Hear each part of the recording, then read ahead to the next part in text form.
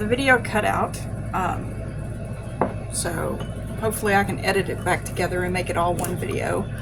I'm not very skillful at these things. I'm going to try my best to learn these new skills and these new things, but we'll get there whenever we get there. I also, of course, have to consider what type of tools, i.e. computer, other things like that, I'm going to try to purchase in order to do these videos better, if there's a draw for it, if there's people out there that really want to see it. So what this is this is just a solution of soapy water, just a little bit of dish soap and warm water. And while I was watching the rest of the video, and I missaid the art form, and I looked it up while I was watching. It's pysanky. Okay, so I will try to remember and say it properly.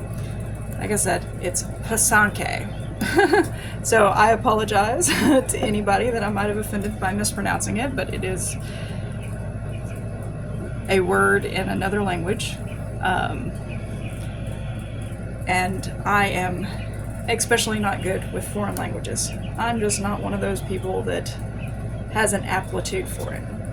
So I've already put several syringefuls of the soapy water into these eggs, and then I just like to cover the hole with my finger and then shake it around. I don't know if you can hear the slushing, but that's, you know, the soap and water are picking up all the remnants of the egg goop and suspending it and thinning it out and turning it into just water. Oh, that one you can hear pretty good. And this is how I clean them. So soap and water, and I'll probably do it twice. So, and I won't make you sit through all of that. There's no reason to.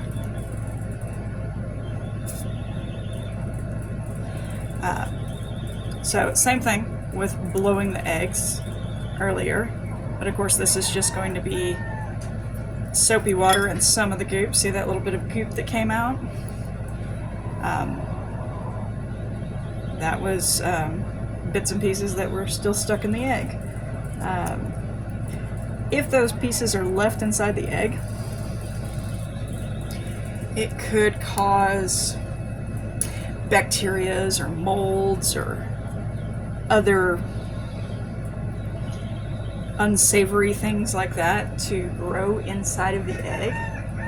So kind of important that you make sure that you get as much of that stuff out of there as possible. Now I do take one more wash. See how dirty the water is? Look at how nasty that is. And I will put just like a few drops of bleach and the Dawn dish soap, and make sure that the water's warm. To me, I find that if I leave the bleach out, then sometimes the eggs, if the conditions are right, you'll have problems. Now, after I've done that, I typically store them upside, the whole side down. That's so that the little bit can get out of it. So again, shake it up right before I start doing it so that it's nice and loose. Because this stuff is much more liquid, has a tendency to follow the syringe down. So yeah, makes a bigger mess, as you can see right here, where that is just not falling into the sink or the bowl and doing that. I usually do this over the sink, so I have fresh, hot, warm water for the whole process. But I don't have a camera rig that I can put up over my sink, and well, it's an old farmhouse. The sink is not, it's old, cast iron, and stained, so not exactly something you want to publish. Too many critics out there, I guess, but you know, didn't really bother. But the rig is more of the problem I have. I just don't want to risk my phone taking a dive in the water and then being ruined because I made a poor choice. Let's see, no bubbles coming out, so that one's done too. So each one of them's done the exact same way. So after that, and then after the next wash, which has just a little bit of bleach in it, then you end up, now these are goose eggs that I blew out before. So as you can see, again, a very small hole. So duck egg, goose egg, you can see the difference there and in size. And texture wise, they're a lot less textured than chicken eggs, but a lot more textured than the duck eggs. Duck eggs feel silky smooth, they really do. I don't know the why for of that. And I have been studying different types of pysanky, try to get that, patterns, and this is one of the goose eggs that I've already drawn the pattern that I'm planning on trying on it. I believe this is called a quilter's, no, it is based on a quilter's pattern, but it is the wedding circle quilter's pattern. So you have the intertwined circles, in this case the oval because of the shape of the egg, but the center line ones are all fairly circular. And I think this one, even though it's a more complex pattern, I think it's really, really beautiful. So this is the first time that I attempted to pattern out a pysanky egg. It's the only one that I've done. And now that I've done the first video for how to blow them and clean them, then I am going to hopefully be practicing and figure out, and I will be practicing on video because I want to really bring you along on the process so that you can see what I do and what I do as a mistake, and so that it'll help other people whenever they're doing it. Now this is, I've already gotten some of the tools and stuff here, ordered certain things. So these are the kiskas. These are the little pots that hold the wax, and it's called a kiska. It's my understanding that pysanky means the art of writing. So these are called writers or wax writers. The different colors are the different sizes. So there's 3 different sizes. There's small, medium, and large. So red is the smallest, white is the next size, and then the blue is the largest. I also did go ahead and get this, which is it's an egg or a small project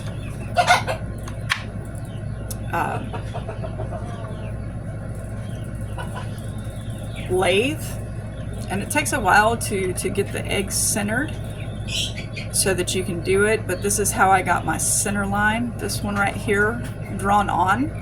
And also I used these marks, I don't know if you can see them very well, right here for marking out my eggs. So it was set up like that so that I could make sure that I quartered my egg properly.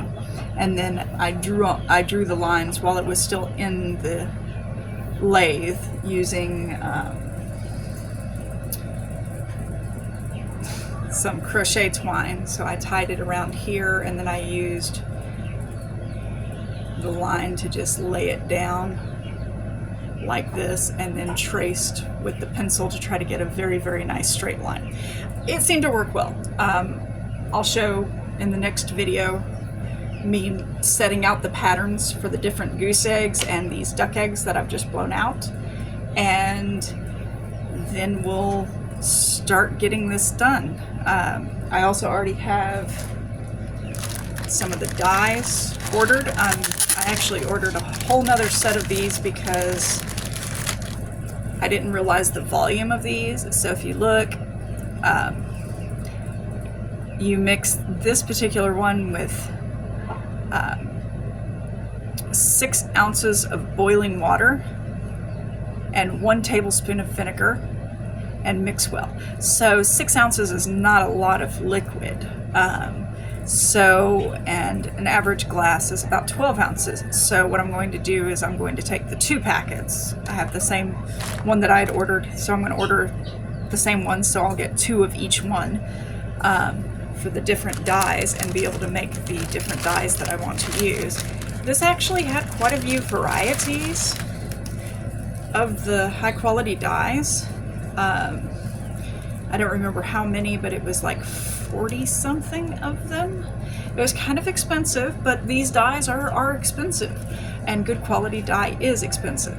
But you can see how many different colors and varieties, and if you wanted to just do an egg that was all yellows, but different yellows and oranges, you really could with this dye kit.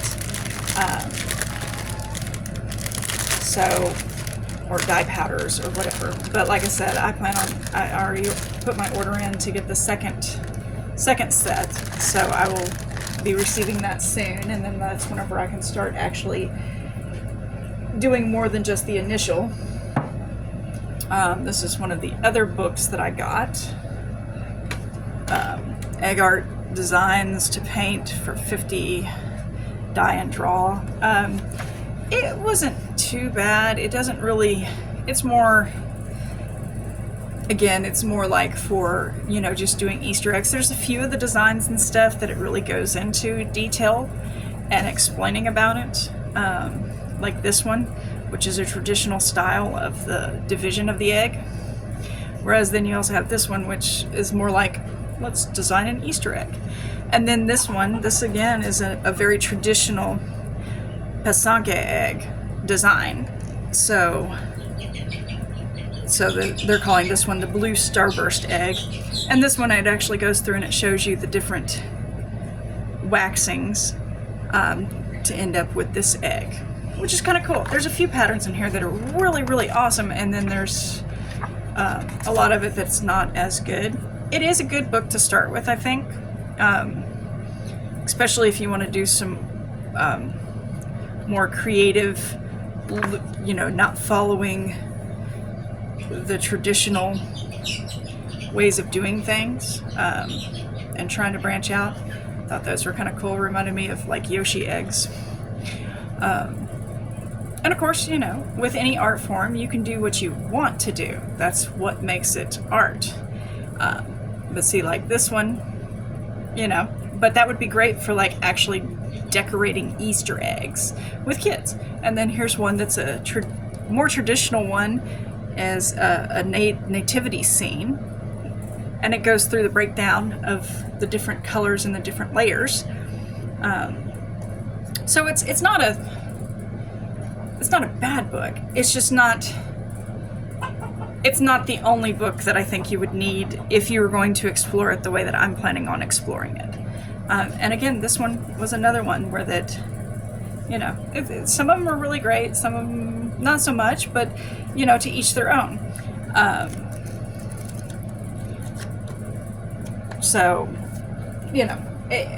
Everybody finds different things. I also purchased some of these little egg stands and stuff so that whenever they're drying, I can set them on the egg stands, and also for display purposes and photographing purposes. This is the little wire kiska cleaner. It's for whenever it gets plugged up, you're supposed to run it in through the bottom and clean out the clogs. I'm also going to be doing with traditional candles. So I have some candles on order, and I got candle holders so that I can do it that way.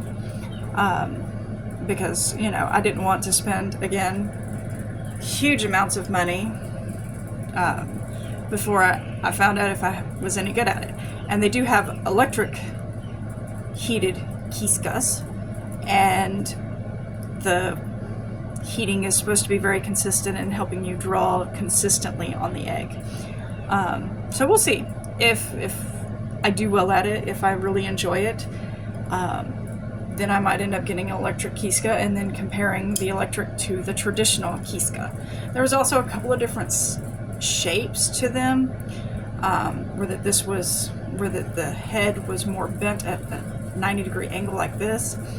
And I thought that this was the better angle for me.